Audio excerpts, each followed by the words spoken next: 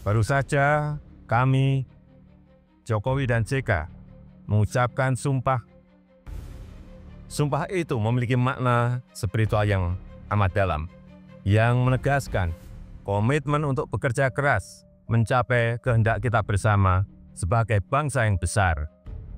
Presiden Joko Widodo dilantik untuk pertama kalinya pada 20 Oktober 2014. Mengawali pemerintahannya, ia mewarisi problem korupsi politik yang sudah mewabah. Korupsi politik yang diyakini tidak hanya menghambat kesejahteraan warga, tapi juga mendistorsi pertumbuhan ekonomi.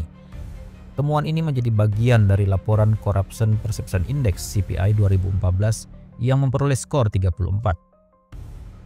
Skor dari 0 berarti sangat korup dan 100 sangat bersih. Sekalipun ada kenaikan 2 poin dari tahun sebelumnya, tahun 2014 menyisakan pekerjaan rumah yang cukup besar dalam upaya memberantas korupsi. Tahun 2015 menjadi tahun pertama untuk menilai kinerja Presiden Jokowi dalam upaya memberantas korupsi. Di tengah kondisi global yang stagnan, CPI Indonesia menunjukkan kenaikan konsisten sebesar 2 poin menjadi 36. Namun, kenaikan ini terhambat oleh masih tingginya korupsi di sektor penegakan hukum dan politik. Tanpa kepastian hukum dan pengurangan penyalahgunaan kewenangan politik, kepercayaan publik terhadap pemerintah akan turun dan memicu memburuknya iklim usaha di Indonesia. Korupsi di sektor penegakan hukum memberikan efek ketidakpastian dalam berbisnis.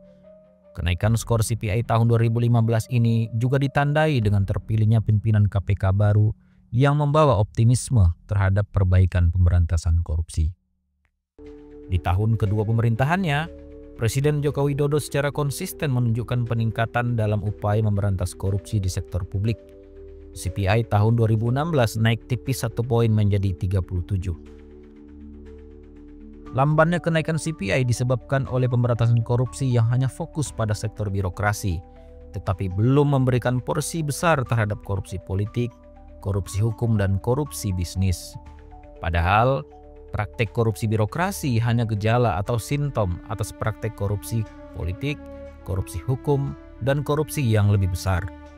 Secara global, tahun 2016 juga ditandai dengan munculnya Panama Papers, yakni penyalahgunaan perusahaan cangkang untuk menyamarkan korupsi, pencucian uang, dan kejahatan lintas negara. Muncul beberapa nama pejabat di Indonesia yang juga merangkap sebagai pengusaha. Maka, program anti korupsi harusnya dapat membuka kepemilikan dan struktur perusahaan serta transparan dalam pelaporan keuangan perusahaan khususnya dalam kaitan transaksi lintas negara. Tuntutan itu harus dimasukkan dalam agenda pemberantasan korupsi nasional agar skor CPI bisa meningkat tajam. Memasuki tahun ketiga pemerintahannya, tahun 2017, CPI Indonesia mengalami stagnasi dengan tetap berada pada skor 37. Kondisi ini semakin menjauhkan rencana pemerintah untuk mencapai skor 65 pada tahun 2019.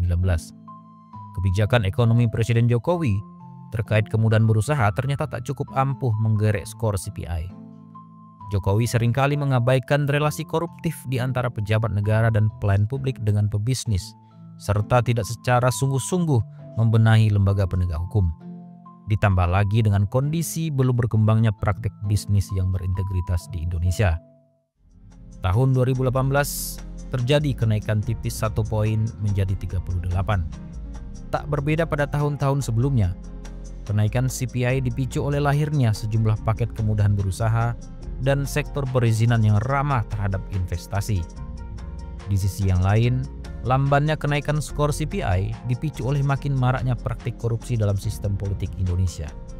Korupsi berkembang pada fondasi demokrasi yang lemah, sehingga penguatan fondasi demokrasi melalui penghargaan hak-hak politik warga dan pembenahan lembaga-lembaga politik harus dilakukan secara sungguh-sungguh.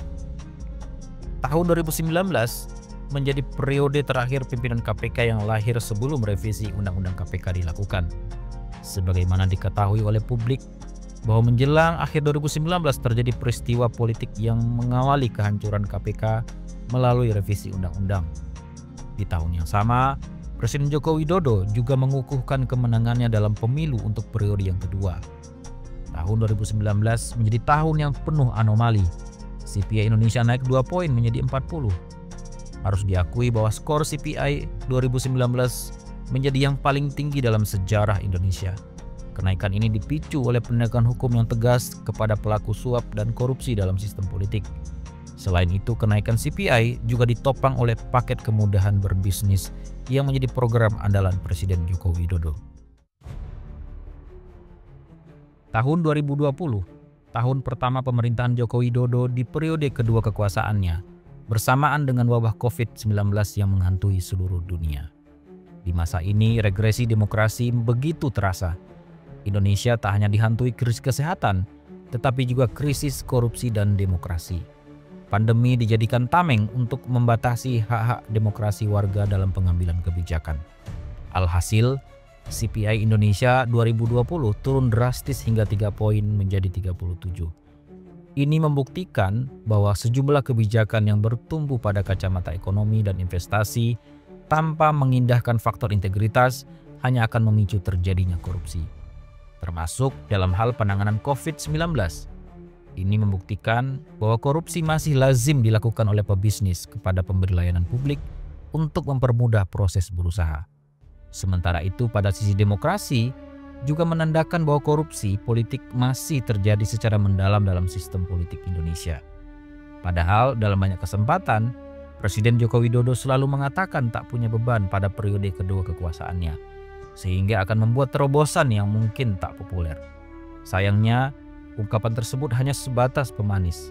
Terobosan yang diharapkan tak kunjung muncul, terutama yang terkait dengan kelembagaan KPK. Alih-alih menerbitkan Perpu untuk menyelamatkan KPK, Presiden justru tampak mendukung rezim KPK yang baru yang dipimpin oleh Firly Bahuri, yang di kemudian hari malah jadi tersangka kasus korupsi. Pandemi COVID-19 yang masih berlangsung telah mempengaruhi pengambilan keputusan yang banyak mengabaikan partisipasi publik. Ada pemanfaatan terhadap situasi pandemi yang mengikis HAM dan demokrasi. Kenaikan skor CPI Indonesia tahun 2021 sebesar 1 poin menjadi 38 ditopang oleh faktor risiko korupsi yang dihadapi oleh para pelaku usaha di sektor ekonomi. Hal ini tampak pada kenaikan 3 indikator ekonomi. Selain itu, penanganan kasus-kasus korupsi yang tergolong big fish sedikit memberikan kontribusi atas kenaikan CPI tahun 2021. Namun, di sisi yang lain, korupsi politik dan penegakan hukum masih belum ada perbaikan yang signifikan. Tahun 2022 dan 2023 menjadi tahun yang makin mencemaskan bagi pemberantasan korupsi. CPI Indonesia tahun 2022 turun tajam 4 poin menjadi 34. Ini menjadi penurunan terburuk sepanjang sejarah pasca reformasi. Skor CPI Indonesia di tahun berikutnya, tahun 2023, mengalami stagnasi di angka 34. Dalam periode ini menunjukkan bahwa strategi yang salah dari Presiden Joko Widodo yang mengurangi penegakan hukum dan menggeser ke pencegahan korupsi.